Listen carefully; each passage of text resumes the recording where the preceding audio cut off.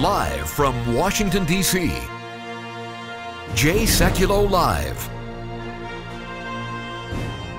Phone lines are open for your questions right now.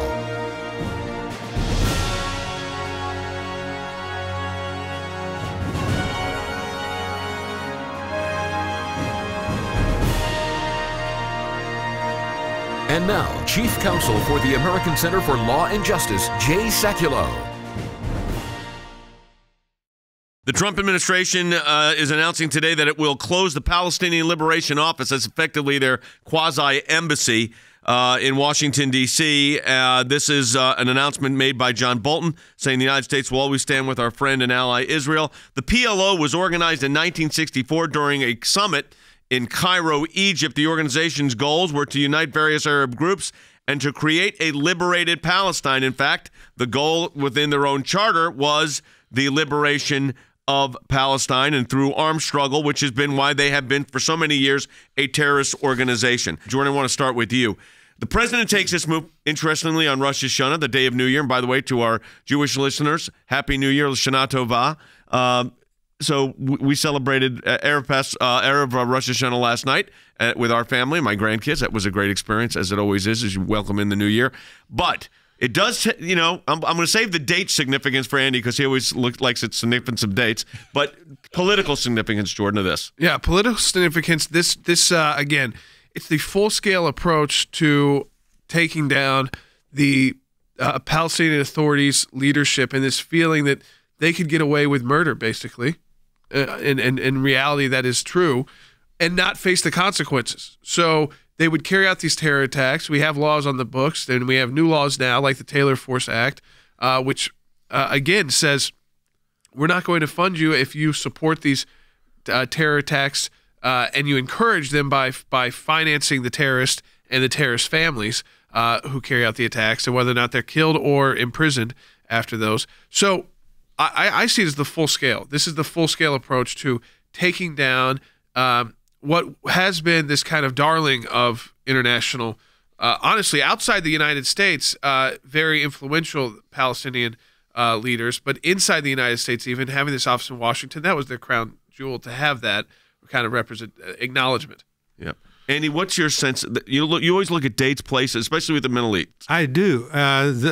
Times, dates, places, and holidays and events like that are very significant. Things that happen on certain dates are very significant. The president could have done this well before the time that he chose to do it. Or do it in 2 weeks. Or in 2 weeks afterward, or not done it at all. But he has chosen the Jewish New Year, Rosh Hashanah, as a time to start a new leaf, so to speak. And the new leaf is this: if you are not going to negotiate in good faith, if you're going to support the International Criminal Court prosecution of Americans and Israelis for non-crimes, if you're going to do these things, then you're not going to do it out of Washington, D.C. Get out.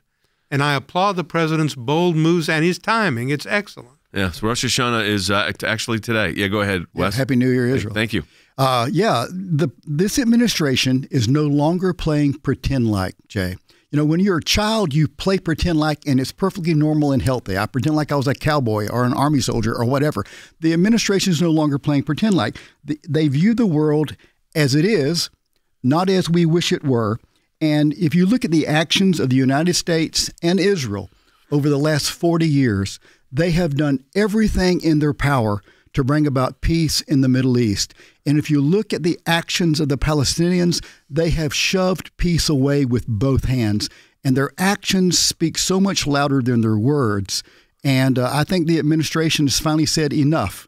You know, we will continue to fight and struggle for peace between the Palestinians and Israel. We will no longer play pretend like. I'd also draw a distinction between the Palestinian people, who I think by and large really want peace, and the Palestinian leadership, who by and large do not. They want a state of chaos. Harry, in 40 seconds, what's your read? Well, my read is that the president's approach is important because he's interested in combating fiction. The fiction that the PLO is interested in peace. The fiction that UNRWA actually represents 7 million Palestinians, and the fiction that the PLO and the Palestinian Authority is prepared to give up on terror. All right, we've got a lot more ahead on this breaking development of the United States closing the Palestinian Liberation Organization's offices in Washington, D.C. We also have a petition up right now. We encourage you to sign it. You can do it at aclj.org. Stop funding Israel's enemies.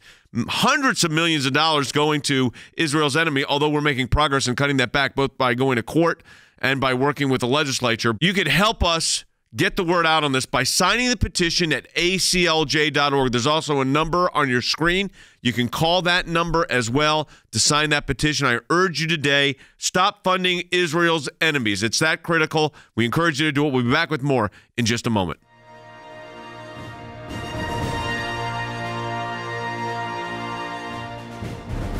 Millions of your taxpayer dollars are being funneled to jihadists at war with Israel. The terrorist-led Palestinian Authority uses $300 million a year to pay Palestinians carrying out terrorist attacks against Israel. We're paying for this. We funnel over $700 million taxpayer dollars to the Palestinian Authority and related entities each year. In fact, the UN has created a new $65 million taxpayer-funded anti-Israel slush fund to prop up the Palestinian Authority's legal war against Israel.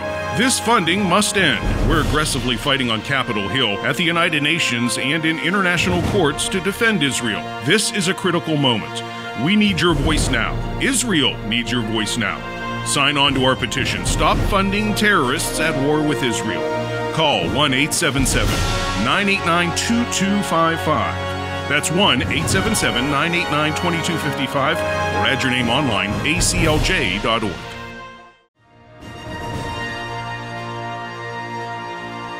What a Rosh Hashanah Day announcement is that the administration is going to close the PLO office, Palestinian Liberation Organization, in Washington, D.C. Why? Because they're refusing to negotiate with the Israelis, and they're encouraging the International Criminal Court in The Hague to take action against Israel and the United States. By the way, neither country of which are members of the ICC. We'll save that for a little bit later in the broadcast. We're going to go right to your calls. If you do get on the air with a comment or a call, question, we're sending you a signed copy of our book, Jerusalem, that I did earlier this year. This book was the third in our series that we produced at our center in Oxford.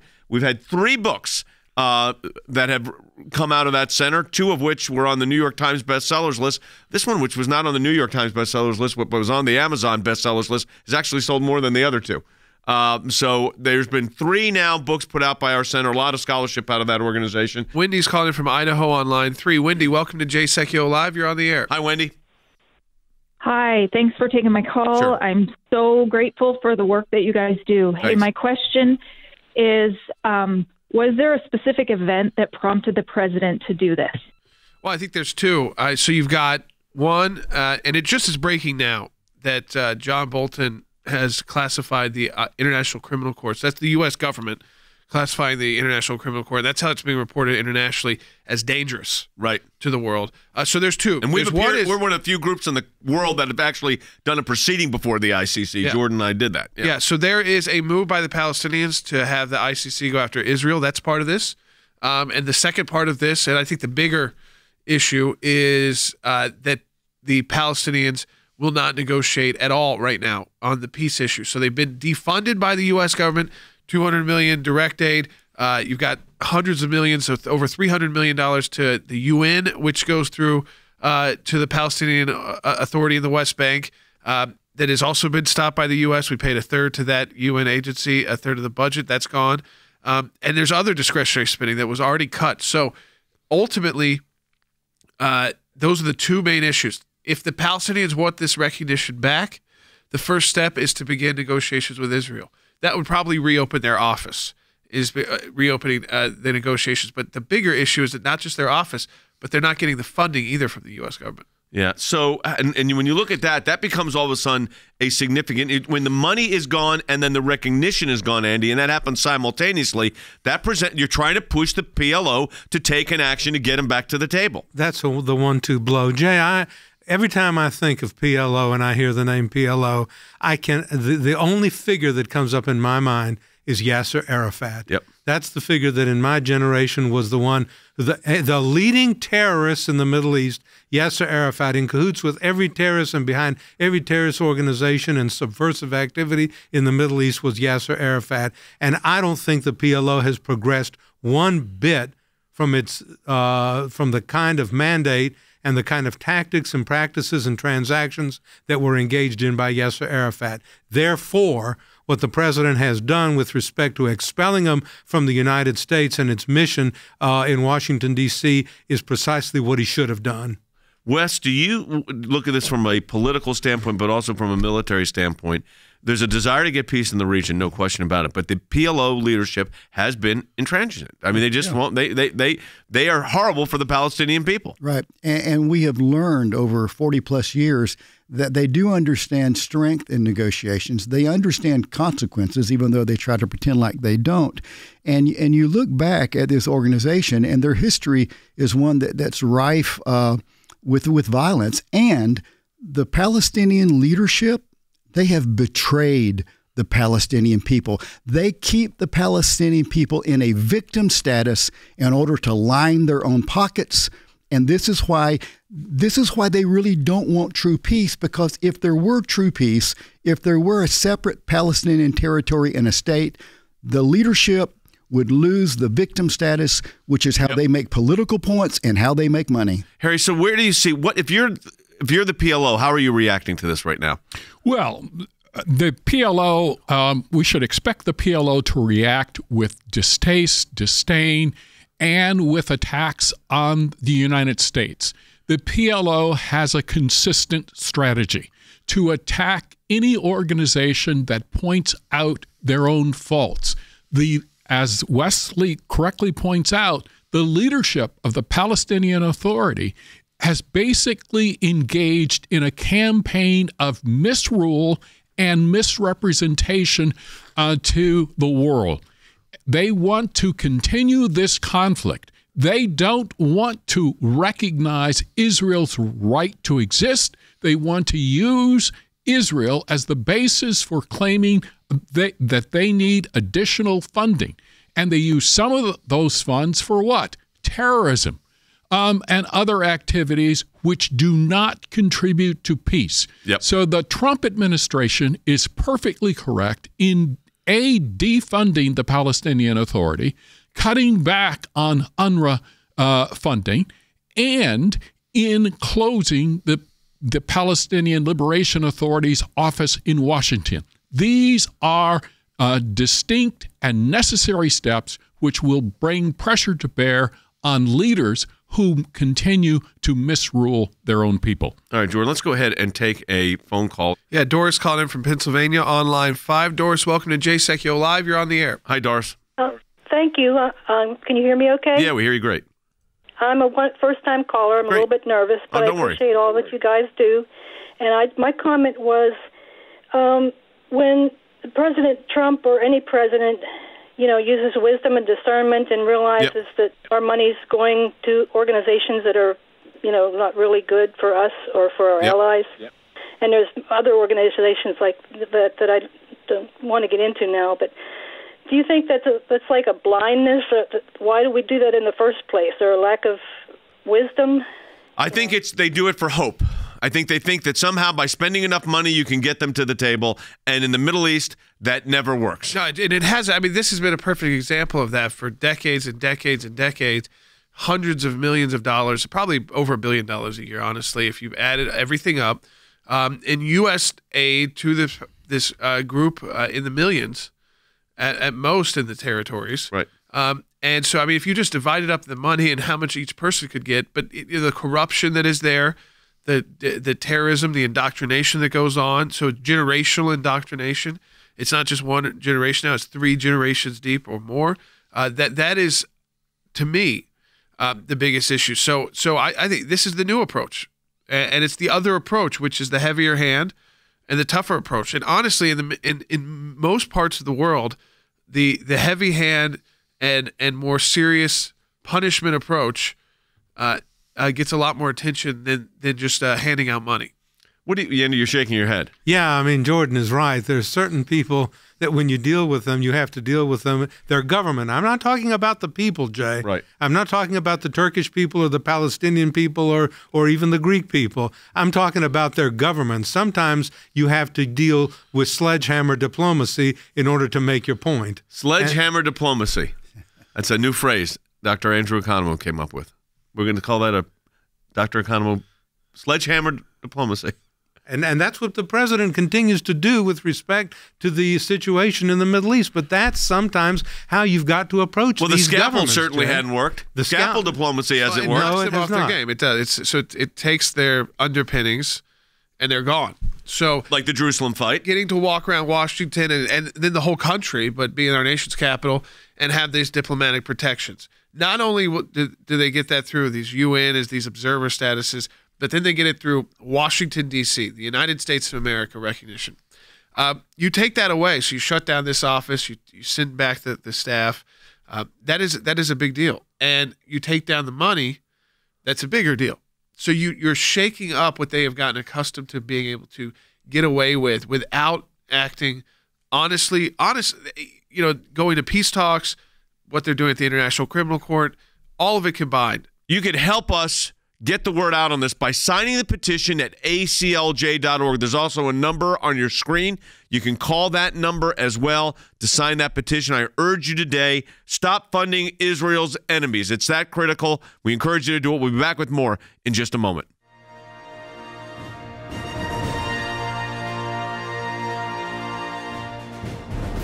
Millions of your taxpayer dollars are being funneled to jihadists at war with Israel. The terrorist-led Palestinian Authority uses $300 million a year to pay Palestinians carrying out terrorist attacks against Israel. We're paying for this.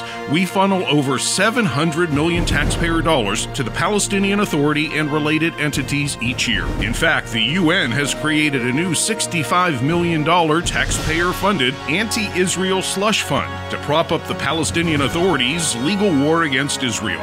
This funding must end. We're aggressively fighting on Capitol Hill, at the United Nations, and in international courts to defend Israel. This is a critical moment. We need your voice now. Israel needs your voice now. Sign on to our petition. Stop funding terrorists at war with Israel. Call 1-877-989-2255. That's 1-877-989-2255, or add your name online, aclj.org.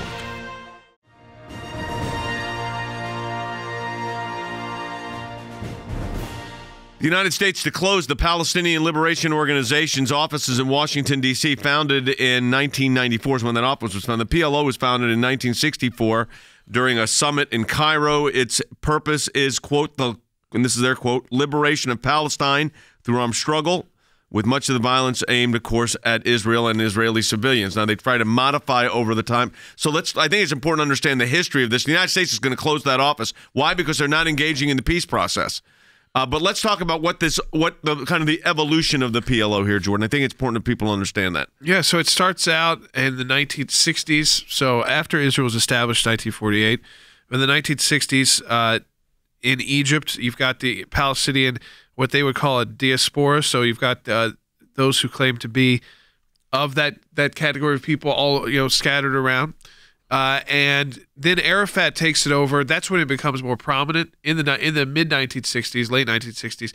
He's the head of it until he dies. And then it goes to Mahmoud Abbas. So you've only really had two main leaders there. It becomes it's what it says it is. A liberation organization means a military movement, a movement that would use armed struggle, armed resistance, whatever you want, or terrorism, depending on where you're defining this.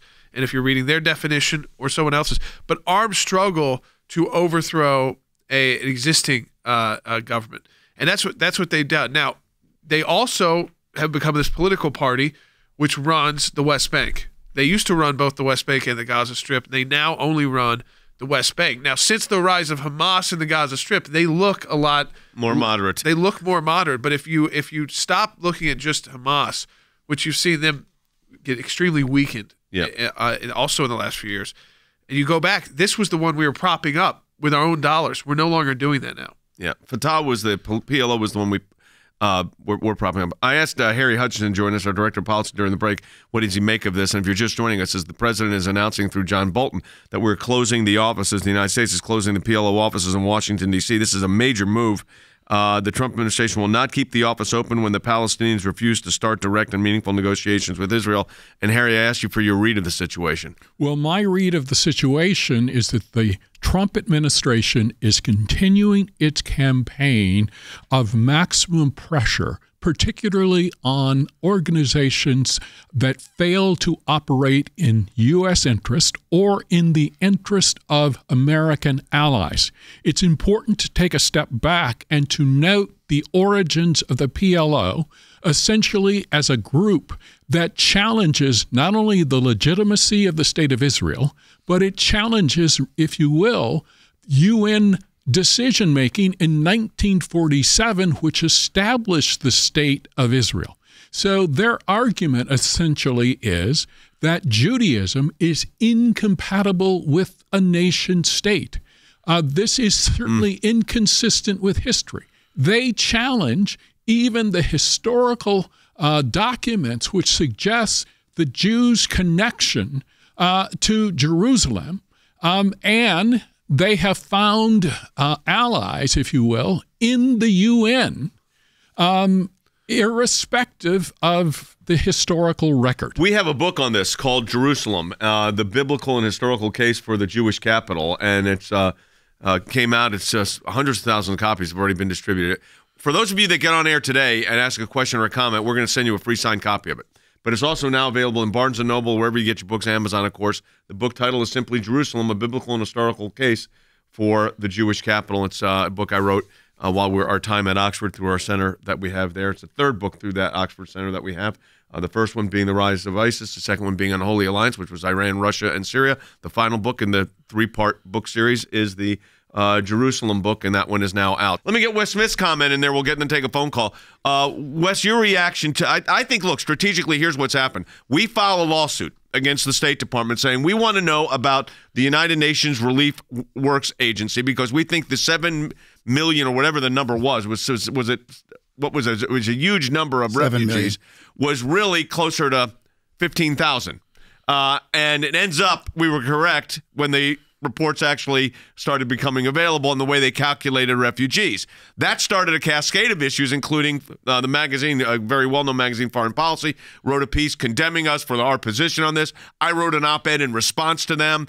We followed up our FOIA requests, and then lo and behold, boom. Right now, as we're on the air, it's about to be announced that the embassy is, and it's technically an embassy of theirs, although they're not a nation state, but their office in Washington, D.C. is going to be closed militarily, significantly. How did your colleagues in the military, Colonel Smith, view PLO?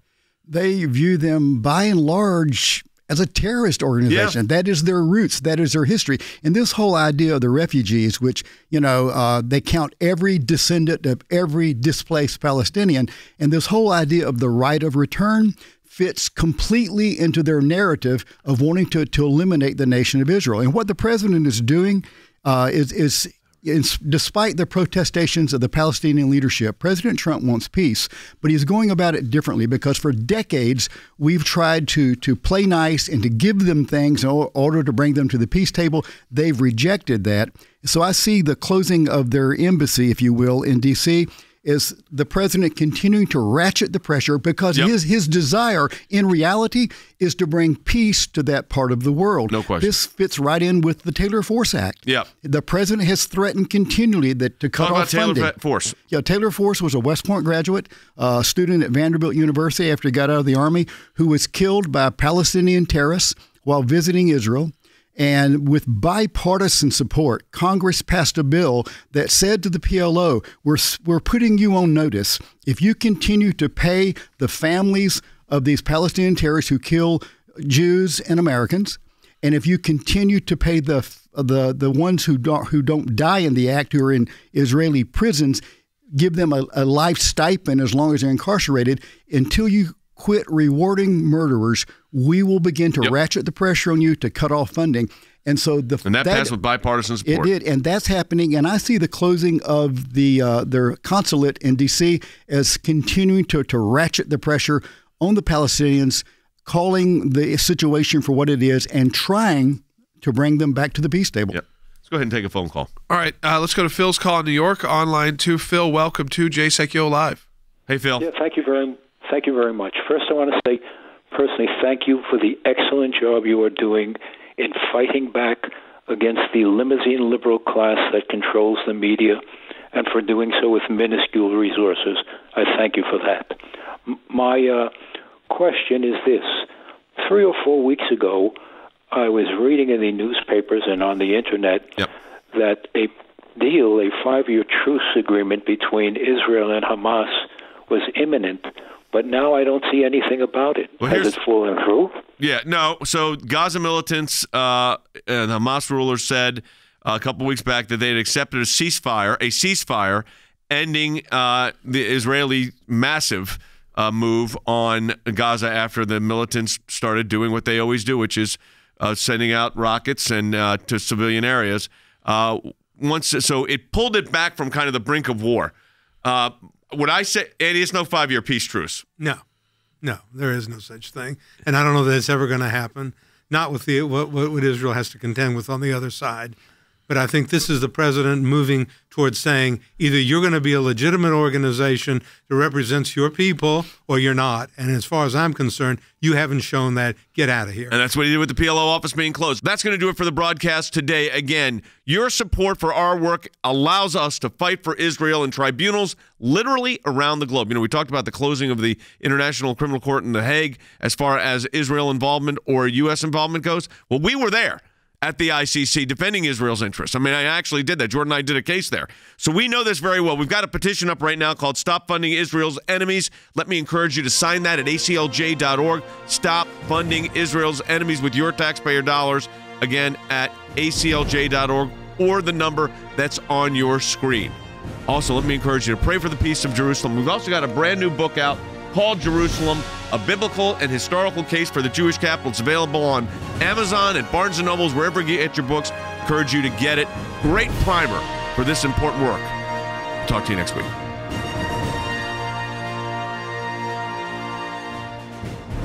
Millions of your taxpayer dollars are being funneled to jihadists at war with Israel. The terrorist-led Palestinian Authority uses $300 million a year to pay Palestinians carrying out terrorist attacks against Israel. We're paying for this. We funnel over $700 million taxpayer dollars to the Palestinian Authority and related entities each year. In fact, the UN has created a new $65 million taxpayer-funded anti-Israel slush fund to prop up the Palestinian Authority's legal war against Israel. This funding must end. We're aggressively fighting on Capitol Hill, at the United Nations, and in international courts to defend Israel. This is a critical moment. We need your voice now. Israel needs your voice now. Sign on to our petition. Stop funding terrorists at war with Israel. Call 1-877-989-2255. That's 1-877-989-2255, or add your name online, aclj.org.